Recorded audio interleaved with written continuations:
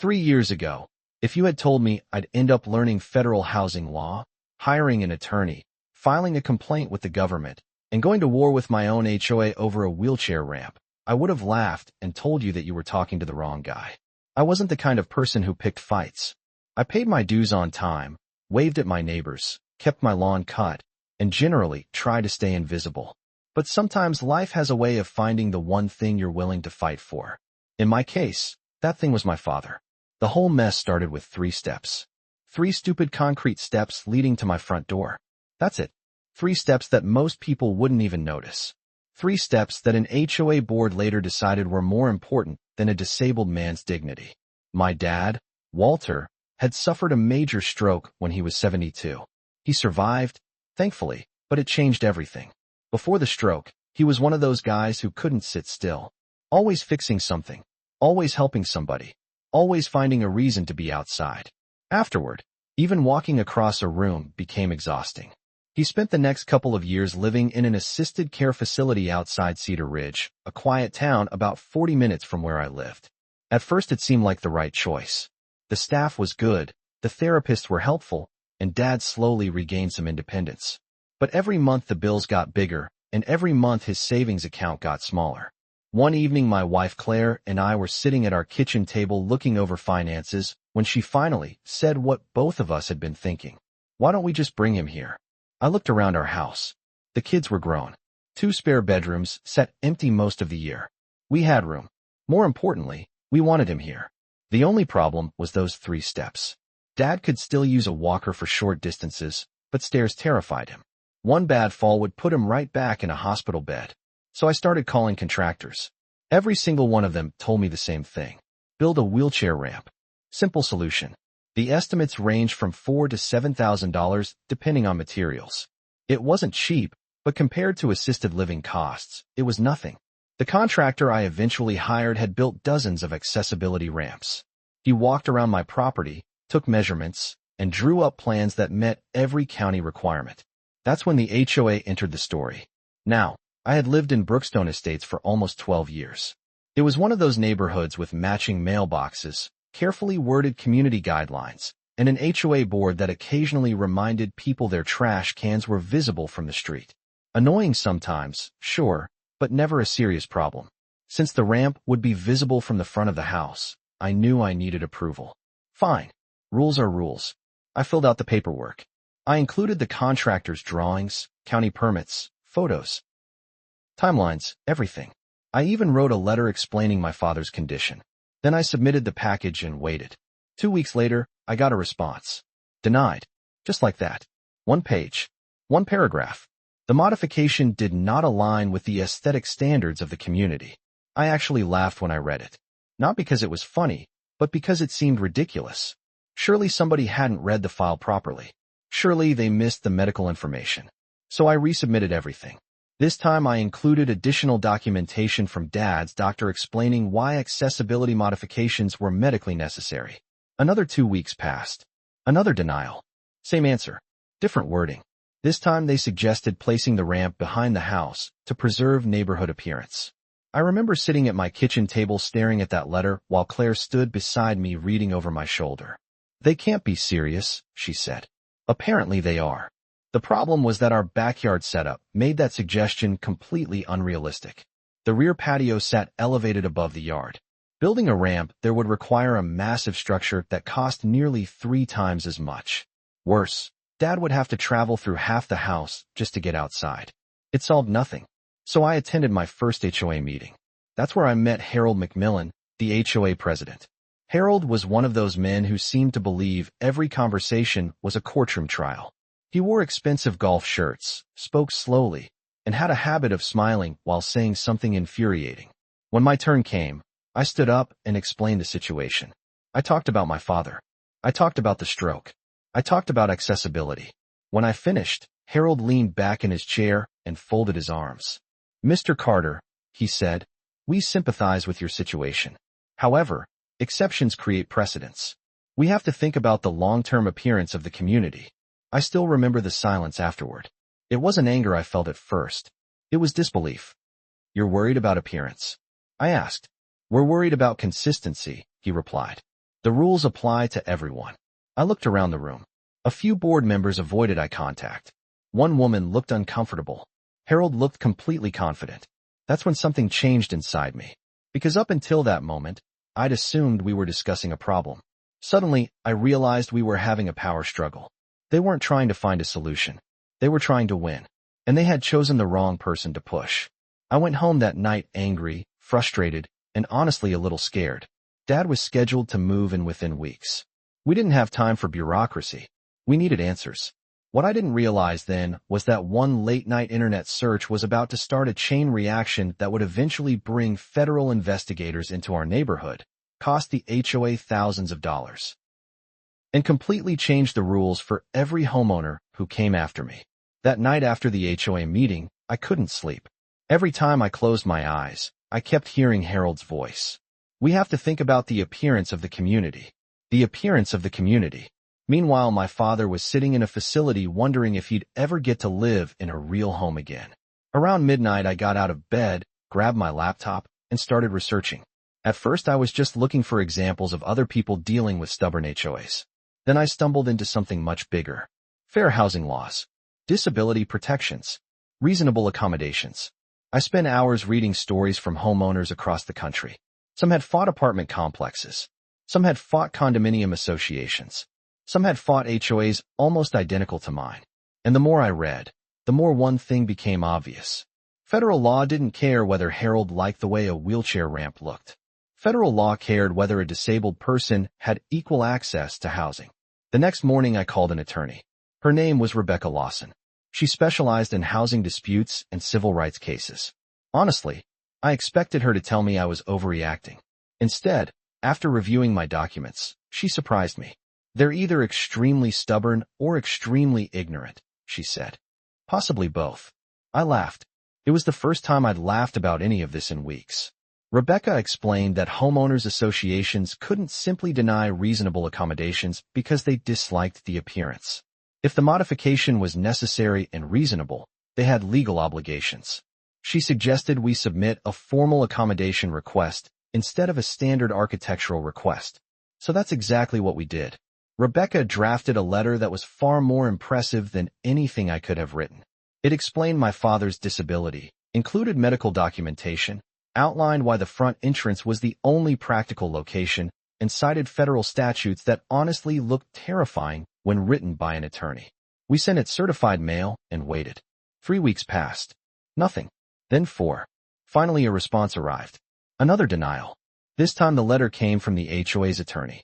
Apparently, Harold had decided to lawyer up. The denial was wrapped in enough legal language to make it sound sophisticated, but the argument was basically the same. Use the back entrance. Problem solved. Rebecca read the letter and rolled her eyes. They're digging themselves deeper. What now? I asked. She smiled. Now we make them explain that to the federal government. That's how the complaint with HUD happened. Until then, I barely knew what HUD was. Suddenly, I was filling out forms, submitting evidence, providing timelines, and documenting every interaction I'd had with the HOA. It felt surreal. One day you're mowing your lawn and worrying about grocery prices. The next day you're filing a federal discrimination complaint. But while all that was happening, real life kept moving. Dad's move-in date was approaching. His facility contract was ending. We couldn't tell him to wait another 6 months while lawyers argued over landscaping aesthetics. One evening I drove out to visit him.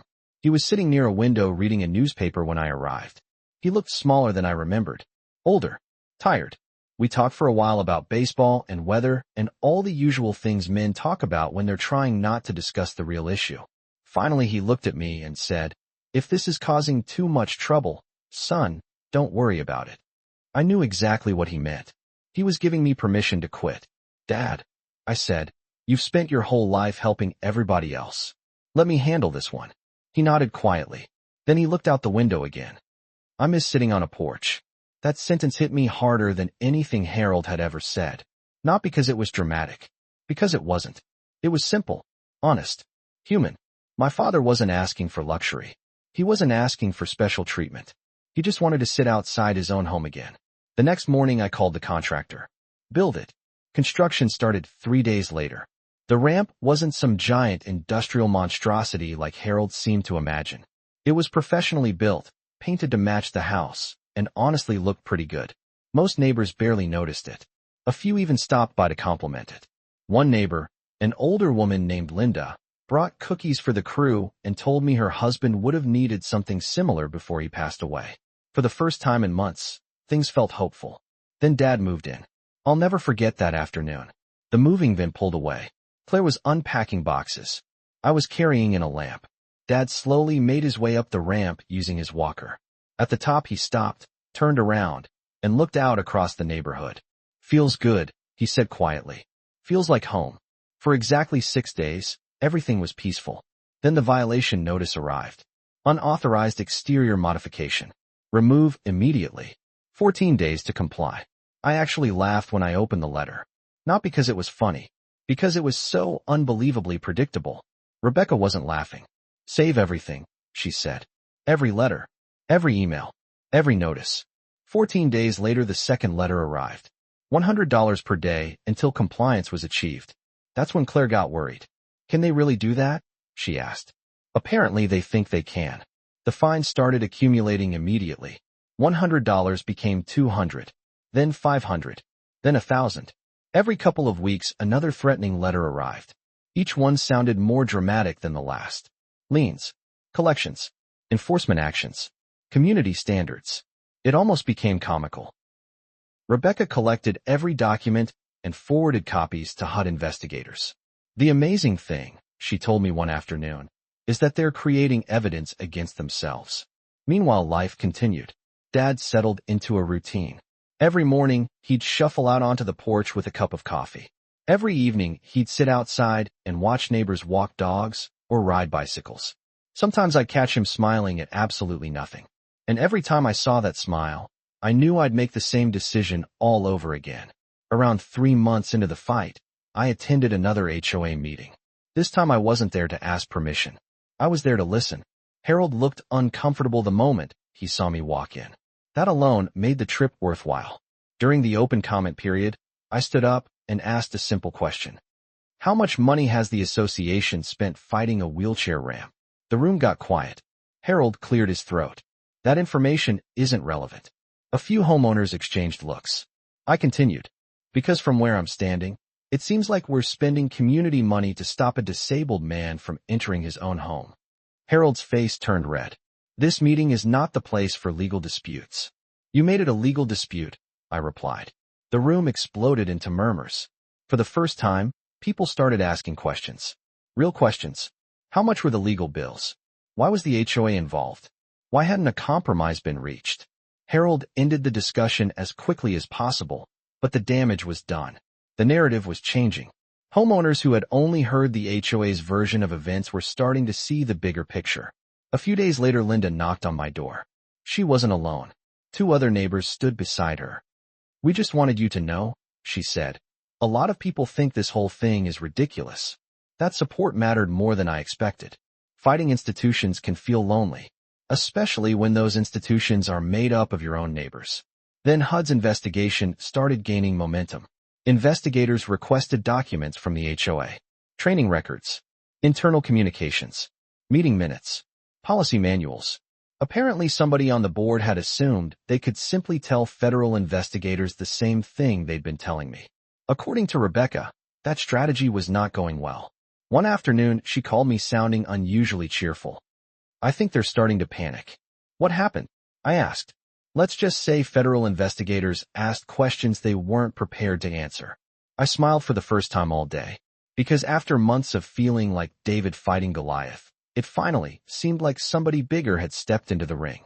And the most interesting part was that the real battle hadn't even started yet. The HOA still thought they could outlast me. They still believed I'd eventually get tired, pay the fines, remove the ramp, and move on. What they didn't realize was that by then, the fight had stopped being about me, or even my father. It had become about proving that some people in positions of power mistake authority for wisdom, and sooner or later, that mistake always comes with a bill. By the time the 9th month rolled around, the whole situation felt strange. Not because it was over, but because it had become normal. Every few weeks, another threatening letter would show up in my mailbox. Every few weeks, Rebecca would forward another update from HUD. Every morning Dad would sit on the porch with his coffee. Life had settled into a weird rhythm where a federal discrimination case somehow existed alongside grocery shopping, yard work, and football games on Sunday afternoons. Then one Tuesday morning my phone rang. I was halfway through replacing a broken sprinkler head when I saw Rebecca's name on the screen.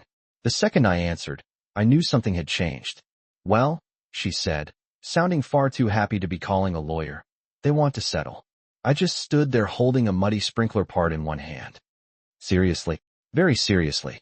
Apparently HUD's investigators had reached conclusions the HOA wasn't excited about. The details would remain confidential, but the message was clear. Things were heading in my favor, and if the investigation continued, Brookstone Estates could find itself dealing with federal findings, mandatory oversight, policy revisions, financial penalties, and a public record that would follow the association for years. Suddenly the people who had spent months acting tough wanted peace. Funny how that works. A week later Rebecca and I sat across from the HOA's legal team in a conference room. Harold was there too. For a man who once seemed so confident, he looked exhausted. The smile was gone. The certainty was gone. The only thing left was frustration. At one point during negotiations he actually looked at me and said, "This was never supposed to become this big." I couldn't help myself. "Then maybe you should have approved the ramp." Nobody laughed. Not even me. Because the truth was, it wasn't funny anymore. A year of stress. A year of legal bills. A year of unnecessary conflict. All because somebody decided appearances mattered more than people. The settlement took several days to finalize. Every fine disappeared. Every threat vanished. The HOA agreed to pay my legal fees. They agreed to update their policies. They agreed to mandatory fair housing training. They agreed to procedures that would protect future homeowners requesting accommodations. In short, they surrendered everything they'd spent nearly a year fighting against. When the final paperwork was signed, I expected to feel triumphant. Instead, I mostly felt tired. Deeply, profoundly tired. The kind of tired that only comes after carrying anger for too long. But then something happened that made every second worth it. About a month later, every homeowner in the neighborhood received a letter explaining the policy changes. I remember sitting at my kitchen table reading through it. The language was formal and corporate, but the message was unmistakable. People with disabilities had rights. Accommodation requests would be evaluated differently. Accessibility modifications would no longer be treated as exceptions to be discouraged. They would be treated as legitimate needs. Claire looked over my shoulder while I read. "You realize this is going to help a lot of people." And she was right. Over the next couple of years, I watched it happen. An elderly couple received approval for bathroom accessibility modifications. A family with a wheelchair-accessible van got permission to widen part of their driveway. Another family installed safety improvements for a child with special needs. None of them had to fight. None of them had to hire attorneys. None of them had to spend months proving they deserved basic dignity. That's when I realized the real victory wasn't winning. The real victory was making sure nobody else had to. As for Harold, he resigned about 6 months later. Officially it was for personal reasons. Maybe it was. Maybe it wasn't. I honestly don't know. What I do know is that his replacement approached me during a community meeting shortly afterward. She apologized. Not one of those carefully worded corporate apologies that avoid responsibility. A real apology. She admitted mistakes had been made. She admitted the board had lost sight of what mattered.